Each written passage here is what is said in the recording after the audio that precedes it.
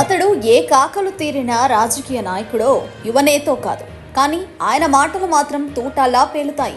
పైకి కమెడియన్లా ఉన్న మాటలు చూస్తే మాత్రం మంట పెట్టేలా ఉంటాయి. తెలుగు రాష్ట్రాల్లో అందరికీ సుపరిచితుడైన కేఏ పాల్ మరోసారి చంద్రబాబు పథకాలపై చేతులెత్తేసిన నేపథ్యంలో సంచలన కామెంట్స్ చేశారు. ఓ రకంగా తన మాటలతో ఉతికి ఆరేశాడు. ఎన్నో హామీలతో గద్దెనెక్కిన చంద్రబాబు ప్రజలకు మంచి పాలన అందించకుండా, వారికి మేలు చేయకుండా వైసీపీ కార్యాలయాలు కూల్చివేస్తూ, ఋషికొండ భవనాలపై రచ్చ చేస్తూ, తాజాగా పథకాలకు నిధులు లేవు, ఏం చేయలేకపోతున్నామని అనడంపై ఏపీ ప్రజలంతా హతాశులవుతున్నారు. ఈవీఎం ట్యాంపరింగ్లతో గెలిచిన బాబు నమ్మించేలా హామీలు అమలు చేయకుండా చేతులెత్తేస్తాడని తనకు ముందే తెలుసు అని ప్రజాశాంతి పార్టీ అధ్యక్షుడు కేఏ పాల్ సూటిగా ప్రశ్నించారు. ఇప్పుడు సూపర్ 6 అంటే భయమేస్తుందని బాబు అంటున్నారని, బాబు దొంగ మాటల గురించి తాను ముందే హెచ్చరించారని కేఏ పాల్ ఆరోపించారు. హైదరాబాద్ కట్టింది తానేనని చెప్పుకునే చంద్రబాబుకు తాను ఎన్ని కంపెనీలు హైదరాబాద్కు తీసుకొచ్చారని వాళ్లందరినీ పిలిచి అడగండని అన్నారు. తప్పుడు వాగ్దానాలు ఇచ్చి జైలుకు వెళ్లకుండా ఉండడానికి ఎన్నో హామీలు ఇచ్చి మోసం చేశాడని కేఏ పాల్ మండిపడ్డారు. ఇదే మోదీని ఘోరంగా తిట్టి ఇప్పుడు ఆయన వద్ద భిక్షమెత్తుకుంటున్నాడని పాల్ ఫైర్ అయ్యారు.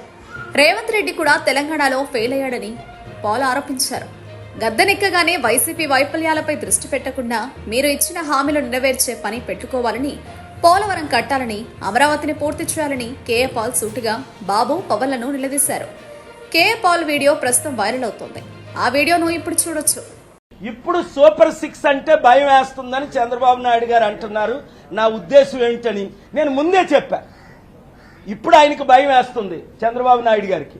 నేను ముందే చెప్పాను, వీళ్ళు దొంగ మాటలు నమ్మకండి, జాబు కావాలా, బాబు రావాలి. బాబు ఇంత ముందు రాలేదా 14 సంవత్సరాలు? జాబులు ఎక్కడిచ్చావు నువ్వు? నీకు జాబులు ఇవ్వడం వచ్చేటి. హైదరాబాద్ నేను కట్టాను అంటాడు, నిజంగా ఈయన కట్టినట్టు. నేను తెచ్చిన బిలియనీర్లు మీ కళ్ళతో అందరూ చూశారు.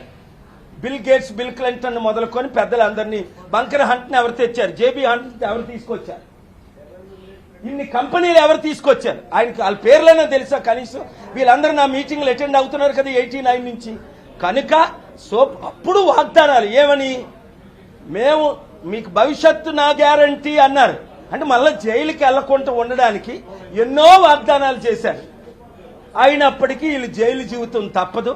ఇప్పుడు ముఖ్యమంత్రిగా ఉన్న జైల్లో ఉన్నట్టే. ఇచ్చిన వాగ్దానాలు నెరవేర్చిన వాళ్ళు జైల్లో ఉన్నట్టు. నేను ఫ్రీగా తిరుగుతున్నా. ఎందుకు? నేను ఇచ్చిన వాగ్దానాలు ప్రతి నెరవేరుస్తున్నాను. ఆగస్టు 8ని ఇప్పుడైనా సరే మోదీని ఎంత ఘోరంగా ఆయన తిట్టారు. టెర్రరిస్ట్ అన్నారు, పెళ్లి చేసుకొని పెళ్ళాన్ని పోషించలేనని అన్నారు చంద్రబాబు నాయుడు గారు. ఎంత ఘోరంగా అంత తిట్టిన చంద్రబాబు నాయుడు ఇప్పుడు మోదీ గారిని ఎందుకు కలుస్తున్నారు? మరలా వచ్చి అమ్మా భిక్షం పెట్టు. అరే అడుక్కోవడం ఎందుకు? తెలుగు సత్తా ఎన్టీ రామారావు గారు నేర్చుకో, పివి నరసింహరావు గారి దగ్గర నేర్చుకో, కేఏ పాల్ దగ్గర నేర్చుకో. ఎవరినైనా అడిగానా?